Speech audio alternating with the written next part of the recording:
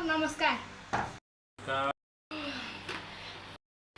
Sir घरको एउटा नक्सा बनाउनु पर्ने थियो, बनाइदिनुहुन्छ कि? हजुर आउनु न, बनाइदिन्छु। मेरो कामै बनाउने हो। नक्सा बनाउनुहुन्छ?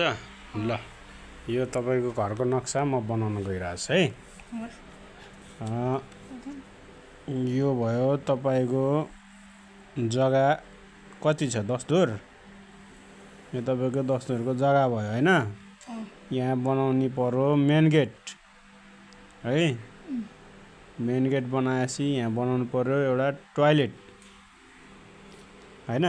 यहाँ टक्क छिर्ने बित्तिकै यहाँ टोयलेट हुन्छ। कसैलाई टोयलेट लाग्यो भने यहाँ टोयलेट जाने। त्यसपछि बनाउनु पर्यो यहाँ कोठा है।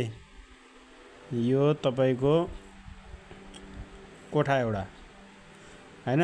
यहाँ बनाउनु पर्यो एउटा टोयलेट होइन। यो कोठामा बस्ने यहाँ टोयलेट। त्यसपछि तपाईँको यो बेडरुम है।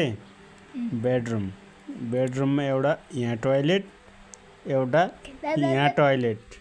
तपाईँलाई टोयलेट लाग्यो भने यहाँ जाने, तपाईँको श्रीमतीलाई टोयलेट लाग्यो भने यहाँ जाने होइन। त्यसपछि बनाउँछु यतापट्टि अर्को रुम है। यहाँ भयो तपाईँको किचन। किचनमा एउटा टोयलेट।